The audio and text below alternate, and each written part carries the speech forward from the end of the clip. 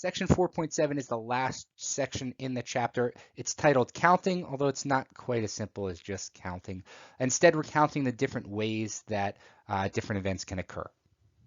So to start, considering the following question given on a history test, arrange the following events in chronological order. Let's assume the student makes a random guess, find the probability that the student chooses the correct order.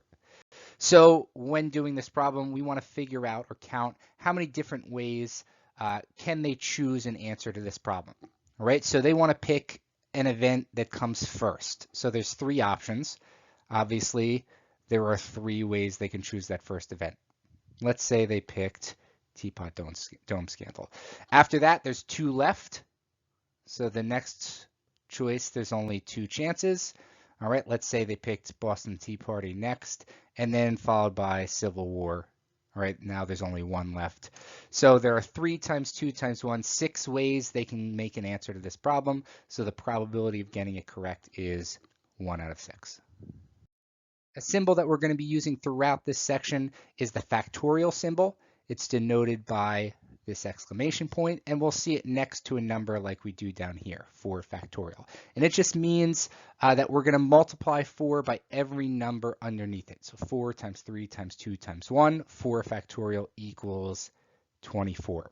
What this is really telling us is that there's 24 different ways that we can arrange 4 objects sequentially. By special definition, 0 factorial equals 1 because there's one way that we can arrange no objects, and that's really by non-arranging them at all. Example 2. During the summer, we would like to visit these 6 national parks. We would like to plan the most efficient route and decide to list all the possible routes to choose between them. How many different routes are possible?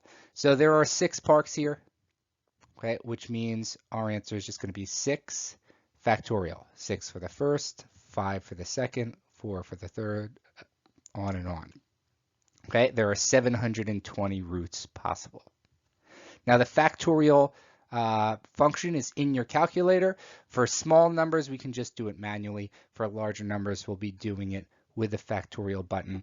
We'll go over it in class, but you're looking for a probability or PRB button on your calculator. Now, there are a few different equations that we'll learn in this section.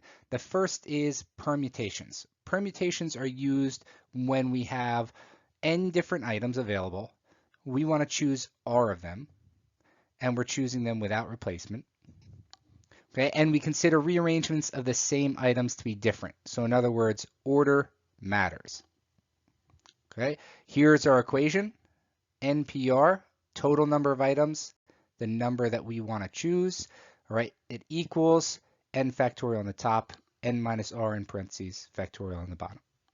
So let's apply that equation to example 3.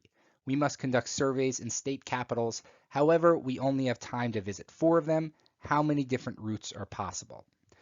To start, let's list out all the important information. We're talking about state capitals, so there are 50 items in total.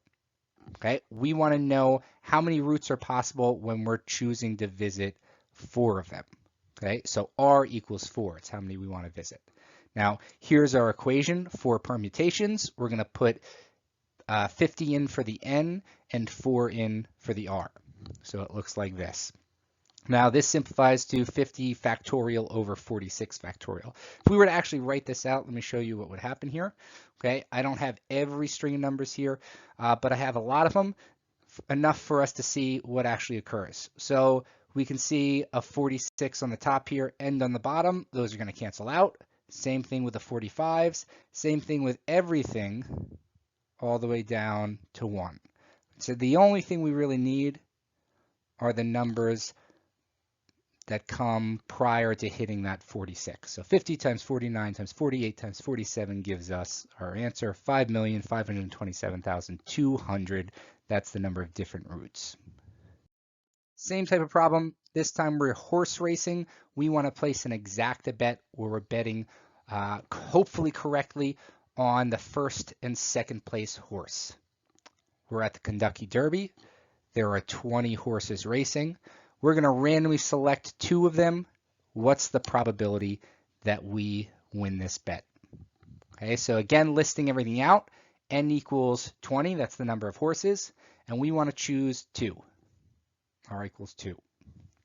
Plug everything into our equation, right? When we see it written like this, a lot of times we will say 20 pick 2, because the pick starts with P. Plug it in. Again, everything cancels that comes, or except for the things that come before that 18. 20 times 19 is our answer, 380. Now, just a note, this question is asking what's the probability of winning, okay? Where previous questions asked what's the total number of ways or combinations, really permutations I should say, that 2 horses can win. So to switch it to a probability, we just take our answer here and we put it in the denominator of our fraction. Some specific types of permutation problems are going to use a different equation. This is when we have some items that are identical to other ones, okay? And when we have that, we're going to use this equation down here. For example, this problem. So here we have 14 couples that are trying to have a baby girl using the MicroSort gender selection. So they are doing in vitro fertilization. They're trying to choose the gender of their baby to be female. There are 14 couples. In the end, 11 of them have girls, 3 have boys. The problem is asking, what's the number of different permutations of having 11 girls and 3 boys? So, for example, maybe in one ordering, all 11 girls would be born from the first 11 couples, and then the last 3 couples would have boys. Or maybe it would be the reverse of that. The first 3 couples would have boys, and then the last 11 would have girls. Or maybe the first couple has a boy, and then the next 11 have girls, and then the last 2 have boys. So in other words, there are a lot of different ways that we can get 11 girls and 3 boys when 14 couples have babies. Okay, so some of these are identical.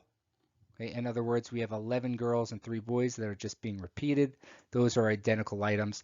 So the actual equation is to put our total number on top and then any of our repeating items on the bottom. 14 factorial, that's the total number, that's our n. And then our repeating items, 11 and 3, both get their own factorials. They go in the bottom. There are 364 different ways that 14 couples can have babies and end up with 11 girls and 3 boys. This is the last equation in this section. This is the combination equation. So again, we have n items. We want to choose r of them, but this time we consider rearrangements to be the same. In other words, order doesn't matter. Okay, the equation is pretty much the same. We're just adding this extra r factorial on the bottom here. So before we do an actual example, let's just refresh on the difference between these 2 types of problems. If order matters, we use a permutation. For example, if we're electing officers, president, vice president, treasurer, secretary, okay, how the order which these people are elected is important. Placement of people in a line, first place, second in line, etc. Finishing in a tournament, first, second, third place. All those order matters. These would be permutation problems. If order doesn't matter, we're going to use a combination. Okay? For example, selecting members on a team.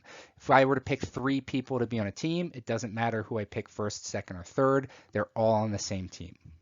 Completing a certain number of tasks from a list in any order, doesn't matter which one's done first, second, or third, we still check them off the list.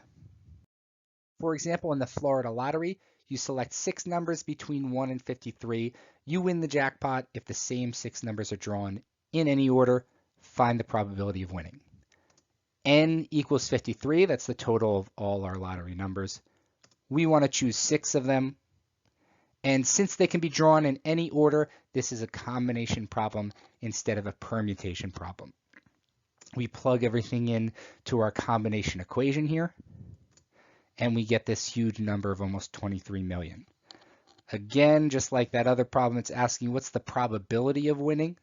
Rather than switch this to a really, really small decimal, we'll just write it as a fraction. So 1 over 22,957,480.